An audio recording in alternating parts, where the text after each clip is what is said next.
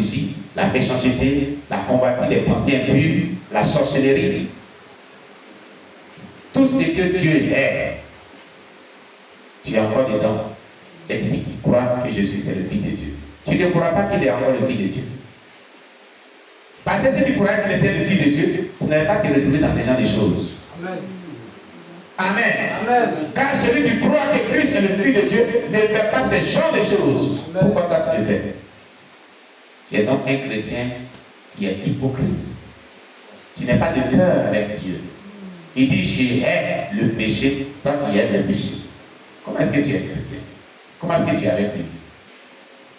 Il dit, j'aime le pécheur, toi tu dis, je hais le pécheur et j'aime le péché. Regardez, c'est amnésique. Dieu n'agit pas comme cela dans la vie des gens qui ont un tel cœur. Si tu hais le péché comme Dieu hait le péché, il agira dans ton cœur de la même manière. Amen. Tu comprends?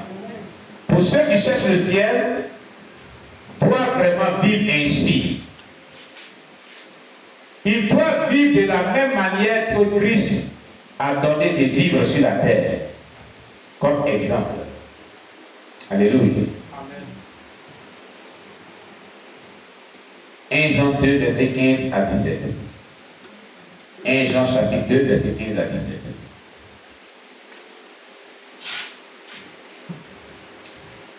Jean chapitre 2, le verset 15 à 17. Oui.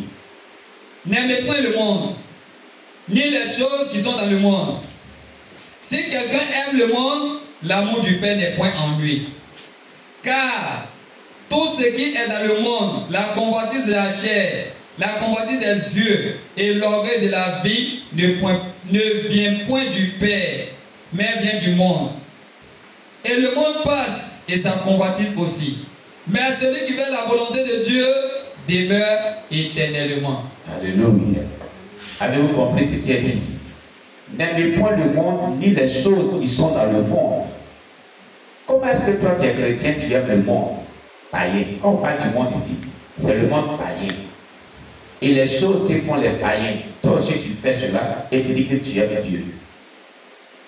Cher bien-aimé, en quoi tu l'aimes? Les païens n'aiment pas Dieu, c'est pour ça qu'ils font ce que le diable les met à cœur de faire dans le monde païen. Toi tu aimes le monde et les choses qui sont dans le monde et tu dis que tu es chrétien. Comment est-ce que tu es chrétien? Cela ne peut pas t'aider à être sauvé. Maranatha! Je suis le bien. Oh, beaucoup sont restés les deux. Vous avez fait très peu de personnes sont levées, non? C'est comme ça, cela s'est passé. Très peu seront sauvés. Il a dit cela. C'est ça qui est là. Voilà, il nous a surpris. Il nous a eu. Très peu sont levés et beaucoup sont restés. La Bible, quand la campagne a sonné, très peu seront levés et beaucoup resteront. On se redresse. Alléluia. Amen. N'aimez pas le monde et ce qui est dans le monde. Amen. Amen. Si quelqu'un aime le monde, l'amour du Père n'est point en lui.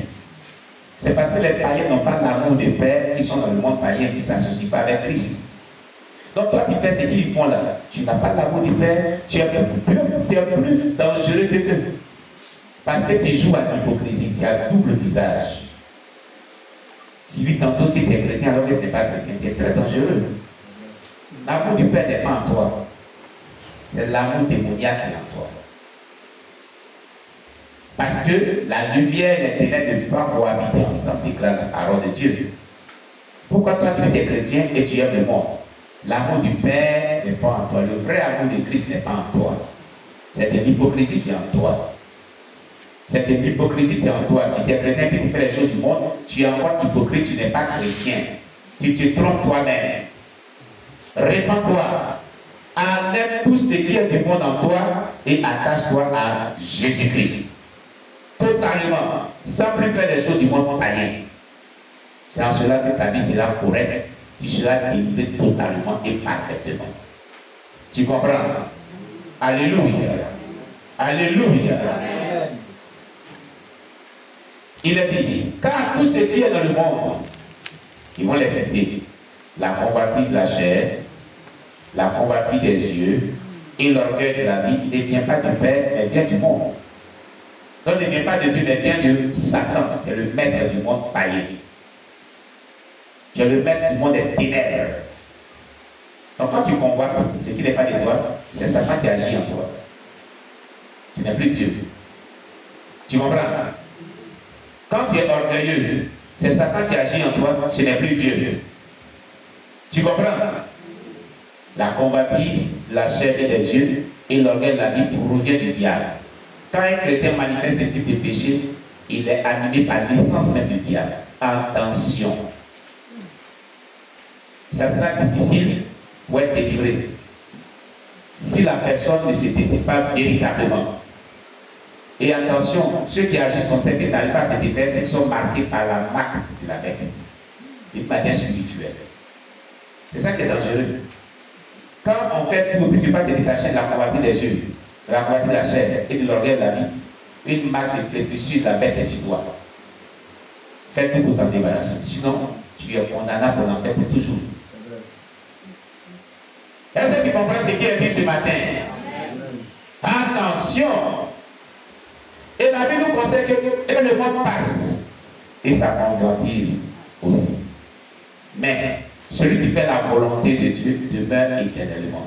Le seul et unique moyen pour hériter le royaume des cieux et pour vivre pour l'éternité, c'est de faire la volonté de Dieu.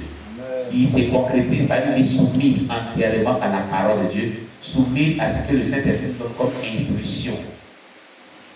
Voilà ce qui nous permet de demeurer éternellement et d'hériter le royaume des cieux éternellement.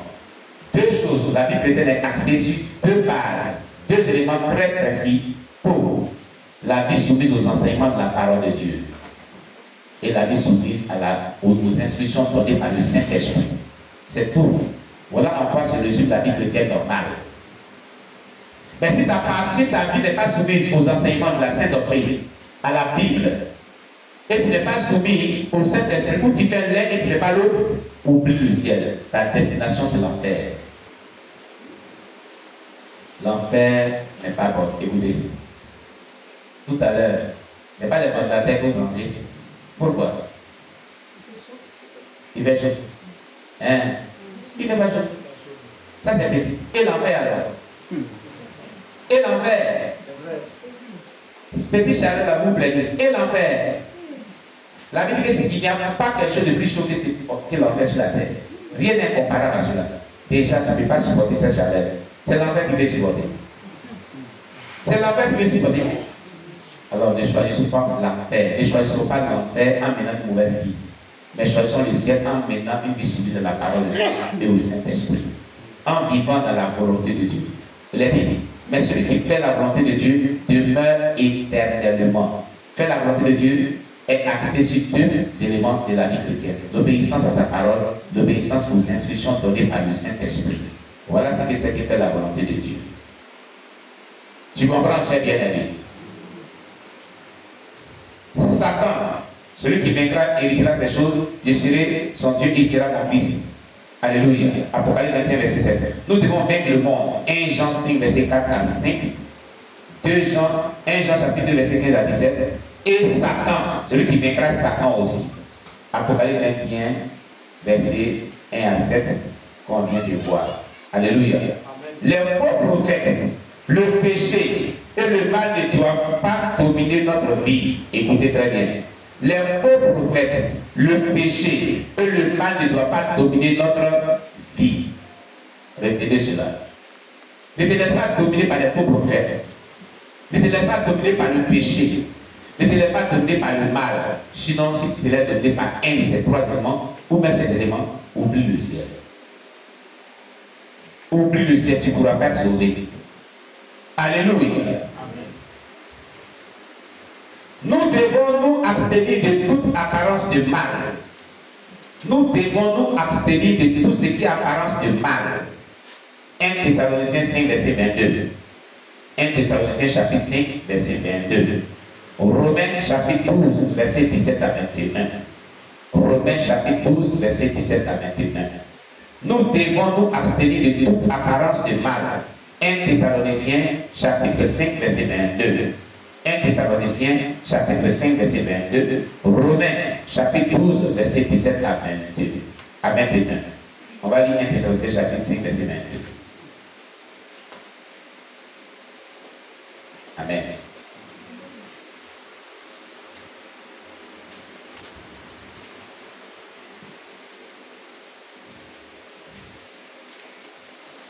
Alléluia.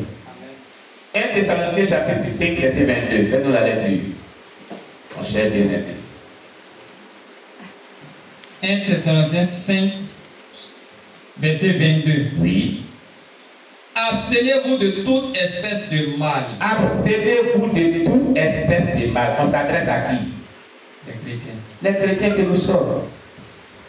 Dieu veut que nous nous abstenions de toute espèce de mal. Si tu es un vrai chrétien, voilà ce que Dieu te demande. Abstiens-toi de toute espèce de mal. Il faut t'abstenir de toute espèce de mal. Tu comprends? Amen. Mais tu fais le mal, tu n'es plus chrétien. Le mal, c'est le péché. Ce que tu appelles le mal, dans la Bible, c'est le péché. Sur toutes ses formes, toutes sortes de péchés, sans distinction aucune. C'est ce que tu appelles le mal. Tu ne manges pas les gens. Tu dis que tu n'es pas sorcier. Mais tu mens, c'est le même chose comme le sorcier. C'est ce que ça veut dire. Tu voles, c'est le même chose comme le péché, le sorcier. Parce que vous allez tous finir en enfer. C'est pas la même chose. Hein? C'est vrai. Tu as dépensé un peu, c'est sorcellerie qui pratique. Tu vas les rejoindre là-bas. Non, moi je ne suis pas sorcier, hein? Mais le mensonge que tu fais là, c'est équivaut à la sorcellerie. Vous allez aller ensemble en enfer, c'est terrible, papa. Même destination. Dans le feu de l'enfer. C'est vrai que tu n'as pas mangé, tu n'as pas tué l'homme à la sorcellerie, mais tu as convoité, tu n'es pas repenti de cela, tu n'es pas sanctifié. En enfer avec le sorcier ensemble. Terminé. L'enfer, c'est l'enfer.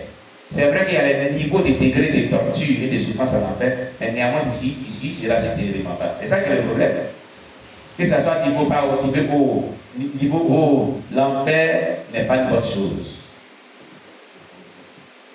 Tu comprends, cher bien-aimé? Abstenez-vous de toute espèce de mal. Dieu s'adresse à nous les chrétiens. Tout ce qui est mauvais, nous devons nous abstenir. Si tu fais encore ce qui est mal, retiens une chose. L'enfer ouvre gaillardement sa bouche et t'attend. Le jour que tu quittes la terre, dit bonne arrivée. On commence le travail et on va le finir ici pour l'éternité. Tu comprends, cher bien-aimé? Romains 12, verset 17 à 21. Romains chapitre 12, verset 17 à 21.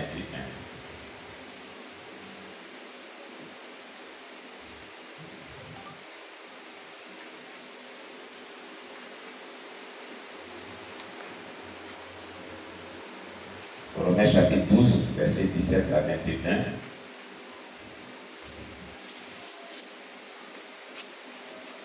On dit qu'on est chrétien et c'est nous qui faisons le mal, on ne s'abstient pas du mal. Et on dit on est chrétien, on fait le mal seulement. La haine, la rancœur. Et on dit on est chrétien. Romains chapitre 12, verset 17 à 21. Romains chapitre 12, verset 17 à 21. Oui. Ne rendez à personne le mal pour le mal. Recherchez ce qui est bien devant tous les hommes. S'il est possible, autant que cela dépend de vous, soyez en paix avec tous les hommes. Ne vous vengez point vous-même, bien-aimés, mais laissez agir la colère. Car il est écrit, à moi la vengeance, à moi la rétribution, dit le Seigneur. Mais si ton ennemi a faim, donne-lui à manger. S'il a soif, donne-lui à boire. Car en agissant ainsi, ce sont des charbons ardents que tu amasseras sur sa tête. Ne te laisse pas vaincre par le mal, mais surmonte le mal par le bien. Est-ce que tu as compris, chrétien? Voici ce que Dieu dit de nous. Voici ce qu'il attend de nous. Voilà ce que nous dit la parole de Dieu. Ne rendez à personne le mal pour le mal. Tous ceux qui t'ont fait le mal, ne leur fais pas le mal. Mais plusieurs rendent le mal pour le mal. Maranatha! Oh, réveillez la soeur. Quand Jésus est levé, jusqu'à là, elle est restée. Alléluia. Amen. C'est la fatigue.